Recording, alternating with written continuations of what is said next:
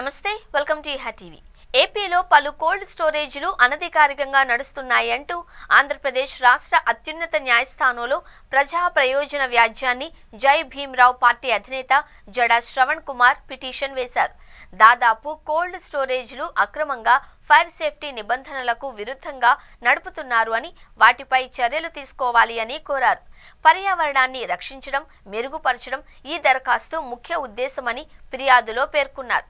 AP environment department, AP pollution control board, AP disaster response team, Guntur జిల్లా collector సహా 35 cold storage కంపెనీలను ప్రతివాదులుగా పేర్కొన్నారు. ఆంధ్రప్రదేశ్లోని గుంటూరు జిల్లాలోని వివిధ ప్రాంతాలలో అన్ని అనధికార నిర్మాణాలు, కార్యకలాపాలను ఆపాలి అంటూ ఆదేశాలు ఇవ్వాలి అని కోరారు. అనధికార నిర్మాణం వల్ల గణనీయమైన పర్యావరణ క్షీణతకు దారితీసింది. ఫలితంగా బహుళ పర్యావరణాల చట్టాల ఉల్లంఘన జరిగింది. వీటిలో నీటి కాలుష్య నివారణ నియంత్రణ చట్టం 1974, పర్యావరణ చట్టం 1986, వాయు కాలుష్య నివారణ నియంత్రణ చట్టం 1981 ఉల్లంఘనలు ఉన్నాయి. ఈ నిర్మాణం తగిన కాలుష్య నియంత్రణ చర్యలను అమలు చేయడంలో కూడా విఫలమైంది. ఈ ప్రాంతంలో గణనీయమైన గాలి, భూగర్భ జలాలు, నేల కాలుష్యానికి దోహదపడింది అని, ఇటువంటి ఉల్లంఘనలు నేషనల్ గ్రీన్ ట్రిబ్యునల్ చట్టం 2010 స్కెడ్యూల్ కి కూడా విరుద్ధము అని ఫిర్యాదు చేశారు. National green tribunal southern zone చెన్నైలో పలు కోల్డ్ స్టోరేజీలపై జై భీమ్రావ్ పార్టీ అధినేత జడా శ్రవణ్ కుమార్ పిటిషన్ వేశారు.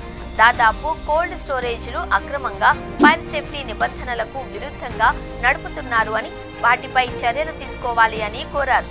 ఆంధ్రప్రదేశ్ గుంటూరు జిల్లాలోని ఓపెన్ స్పేస్ లో కోల్డ్ స్టోరేజీలు నిర్వహించే అనధికార కార్యకలాపాలను ఆపడానికి, అనధికార నిర్మాణాల వల్ల కలిగే గాలి, భూగర్భ జలాలు, నేల కాలుష్యాన్ని తగ్గించడానికి తప్పనిసరి పర్యావరణ అనుమతులు పొందడం, తగిన కాలుష్య నియంత్రణ పరికరాలను ఏర్పాటు చేయడం వంటి పర్యావరణ చట్టాలకు అనుగుణంగా ఉండేలా చట్టబద్ధమైన అధికారులను ఆదేశించాలి అని కోరారు.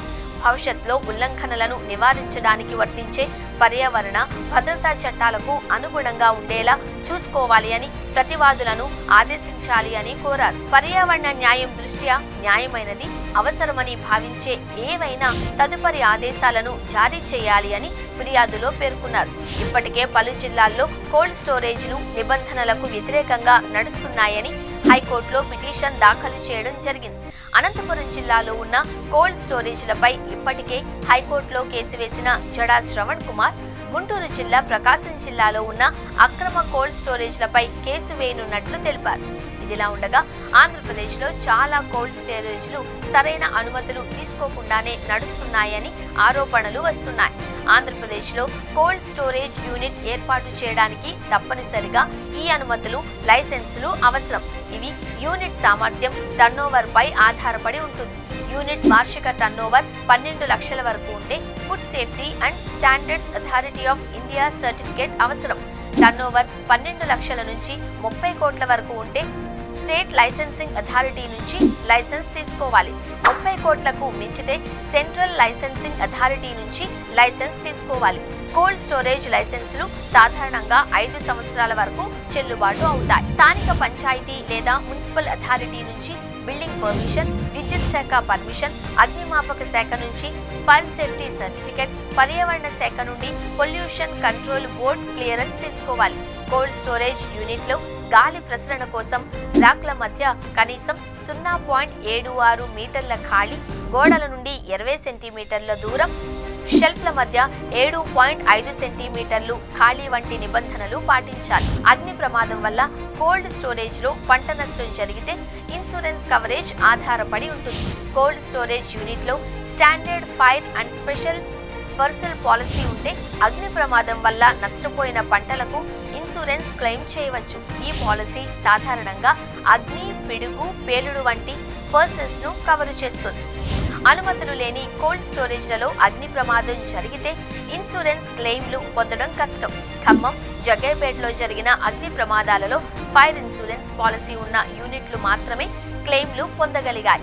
అనుమతులు లేని యూనిట్లలో నిల్వ చేసిన రైతులు నష్టపోయే ప్రమాదం ఉంది. ప్రధానమంత్రి ఫసల్ బీమా యోజన లేదా రాష్ట్రంలో అమలయ్యే ఉచిత పంట బీమా పథకం కింద అగ్ని ప్రమాదం వల్ల కోల్డ్ స్టోరేజ్ లో నిల్వ చేసిన పంటలకు నష్టం జరిగితే కవరేజ్ పొందే అవకాశం ఉంది. కానీ ఇది పాలసీ నిబంధనలపై ఆధారపడి ఉంటుంది.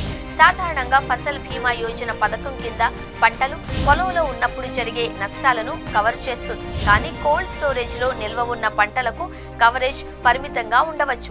ఆంధ్రప్రదేశ్ లో 2024లో జరిగిన ఒక కోల్డ్ స్టోరేజ్ అగ్ని ప్రమాదంలో 299 మంది రైతులు, 14 మంది వ్యాపారులు, సుమారు 71,549 క్వింటాళ్ల పసుపు నష్టపోయారు.